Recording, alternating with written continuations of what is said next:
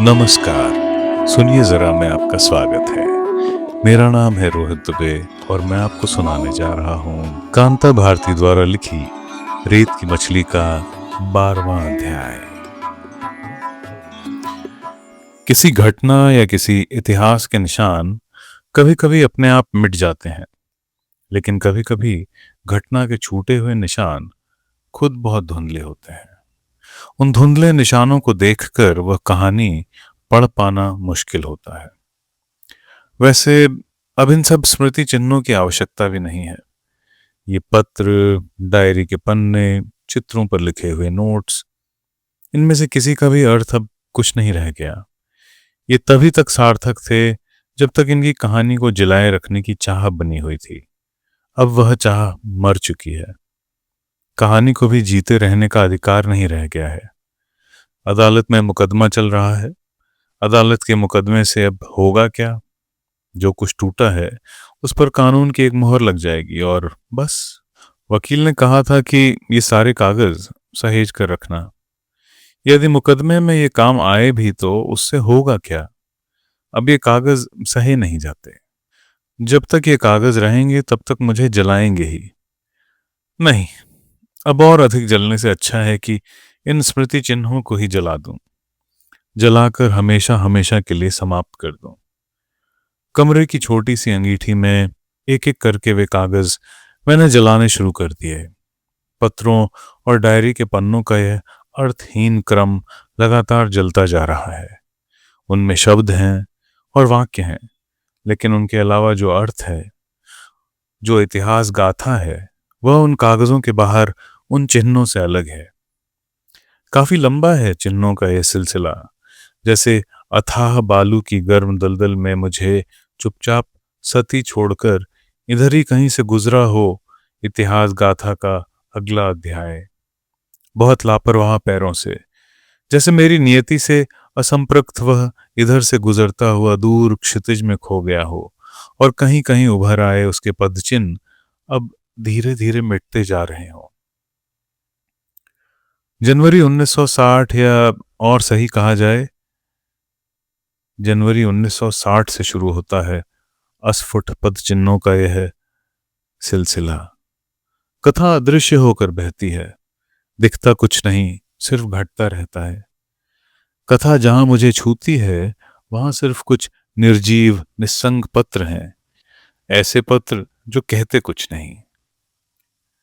यह सब न किसी ने होठों से कहा, न किसी ने कानों से सुना।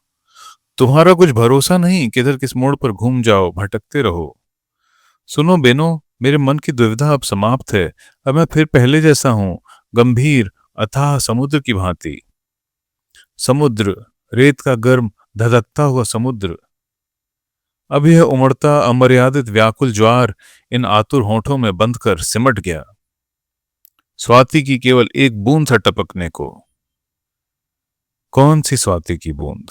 वह जो घने बादलों की छाती से टपकती है, लेकिन नीचे किसी सीपी के होंठ में नहीं, सूखी सिकता के धधकते अंक में समा जाती है ना। इससे अधिक कुछ नहीं।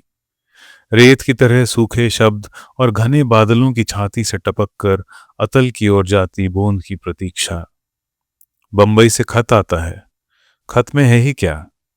मेघदूत अगर यक्षप्रिया के लिए सिर्फ एक मुट्ठी रेत लेता आए तो उसमें क्या पढ़ा जाएगा? क्या लिखेंगे शोभन? वे तो मेरे मन की भाषा बिना पढ़े ही चले गए।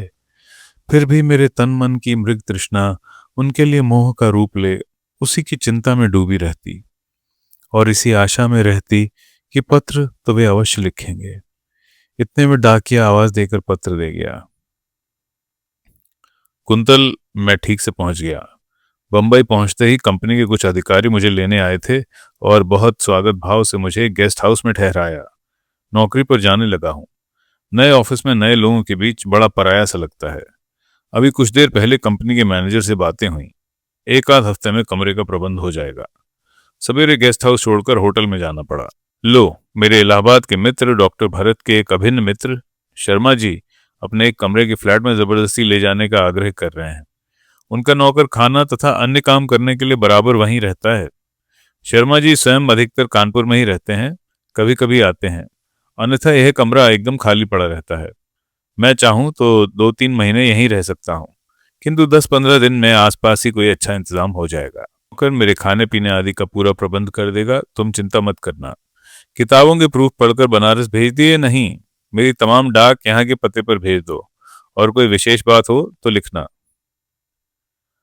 समूचा पत्र पढ़कर कुछ ऐसा लगा जैसे कहीं बहुत दूर से देखा हो और पहचानने से पहले चेहरा घुमाकर चल दिया हो। कोई गर्माहट नहीं, अंतरंगता का एक शब्द नहीं। अंत में एक रेखा खींचकर लिख दिया गया था, शोभन। किसका शोभन था यह? कौन सा शोभन था? क्या यह वही शोभन था जिसकी बाहों में कुंतल ने कभी भोर का तारा देखा था?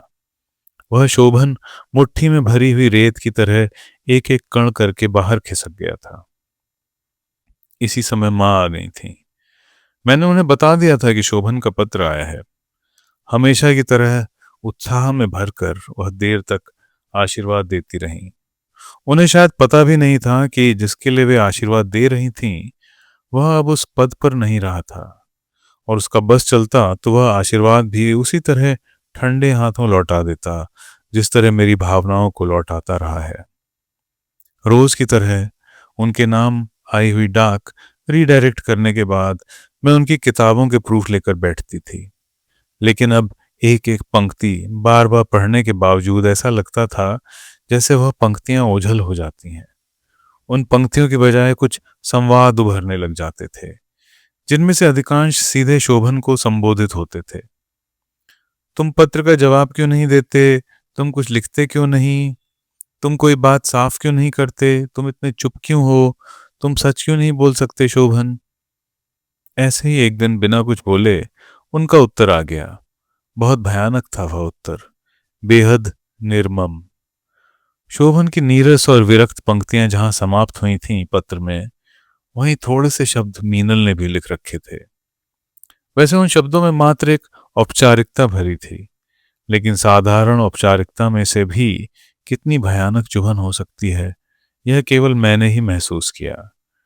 शोभन की चुप्पी का रहस्य समझ में आ गया था। मीनल अंततः मुझे शायद अंतिम पराजय देकर बंबई जा पहुंची थी। पत्र बार बार उलट पलट कर देखा, संदेह की कोई गुंजाइश नहीं थी।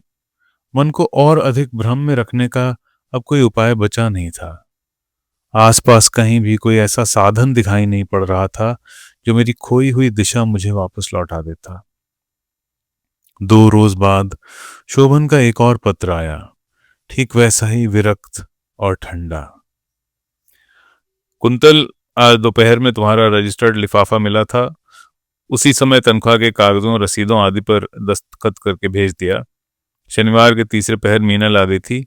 मीनल वहां बीमार थी, उस पर से इतने लंबे सफर की थकान भी थी। कल मकान मिला और दिन भर सामान रखवाते रहे। सब व्यवस्थित होने पर लिखूंगा। 1 हफ्ते भर के लिए आकर यहाँ की स्थिति देखकर लौट जाना। फिर वही रिक्तता जिसके अलावा कुछ मेरे हिस्से में नहीं है। मीनल के वहां पहुंच जाने से मेरा मन इतना रोष में भर गया था कि उसी कागज पर लिखा उसका पत्र पढ़ने को जी नहीं हुआ। फिर मन को समझाकर पढ़ने लगती हूँ।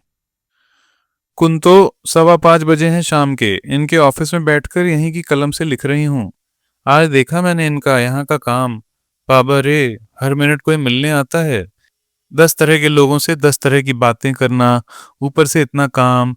फिर यहाँ से इतना थकने के बाद घर जाते होंगे तो सोना कमरा इन्हें कितना कचोटता होगा। जब तक अकेले रहेंगे कचोटेगा। इसको आज अच्छी तरह समझ लिया है। बस यही है कि इन्हें अधिक दिन यहाँ नहीं छोड़ना है। तुम्हें बिना सूचित किए इलाहाबाद से होकर मैं यहाँ आ गई। तुम्हारी शिकायत जायज होगी, किंतु मेरी जगह यदि तुम होती तो तुम भी ऐसा ही करती, और तुम्हें मेरी वहां की हालत मालूम होगी तो तुम उतना महसूस नहीं करोगी। कैसे कॉलेज तक जाकर छुट्टी लेकर आई हूं कि बस पूछो मत। फिर सोचा था शाम को तुम्हें तार करूंगी, वो भी ना हो सका। उतरी इसलिए नहीं कि पूरा दिन नष्ट हो जाता, यही सफर चूर कर गया था। वह तो यहाँ आकर जो संजीवनी बूटी मिली उससे सफर की थकान और बीमारी सभी फूंक मारते उड़ गए। शेष कल लिखेंगे। तुम्हारी। पत्र पढ़कर बेचैनी ही बेचैनी, और कुछ नहीं। यहाँ पंख कटे पंछी की तरह उड़ने में असमर्थ छटपटा रही हूँ। इसी तरह छटपटाते पूरा दिन पूरी रात बीत गई। मन उखड़ गया है, रेत में डूब गई हूँ। आंखों में, मुंह में, हाथों और पैरों के कड़कड़ में रेत समा गई है।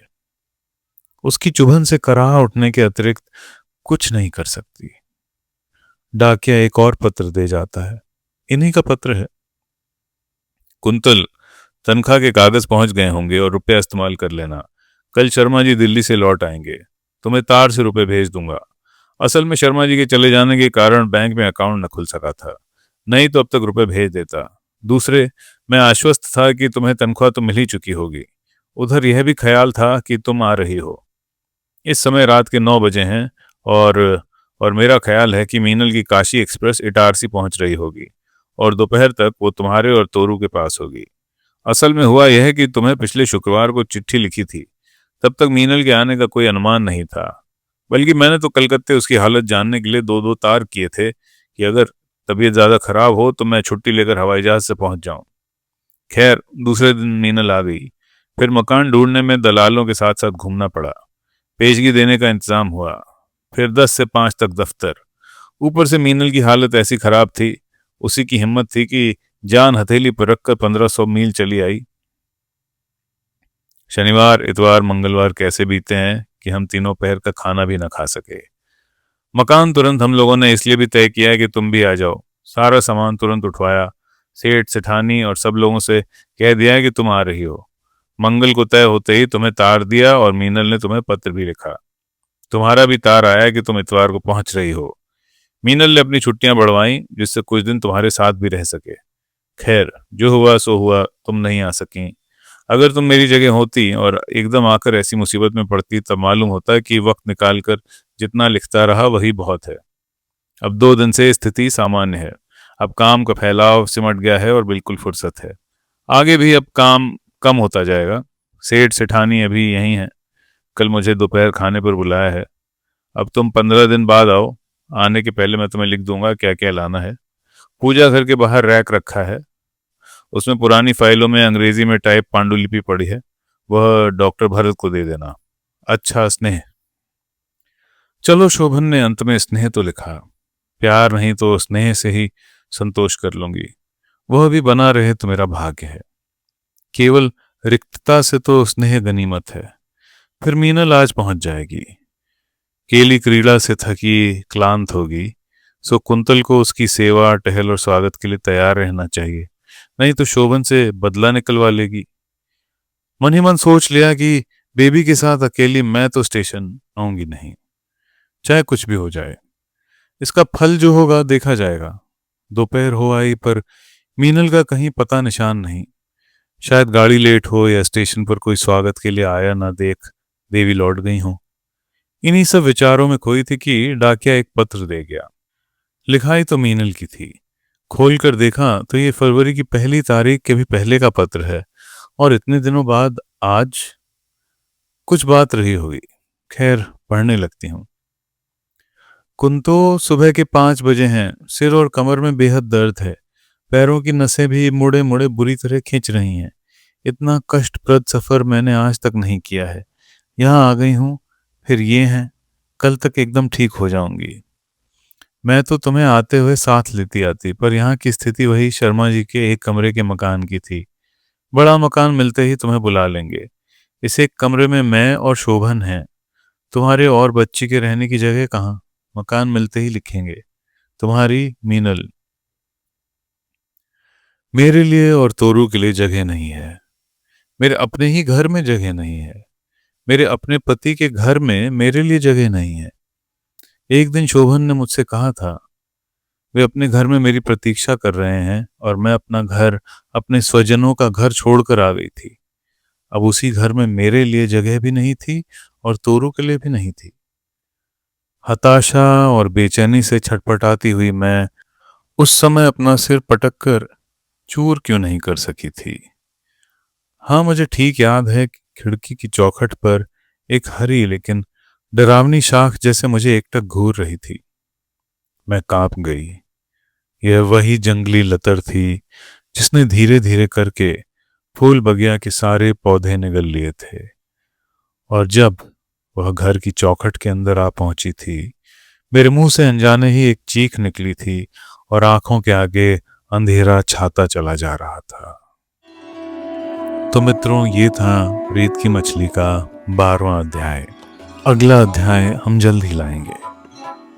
लाइक, सब्सक्राइब और शेयर जरूर करिएगा। धन्यवाद।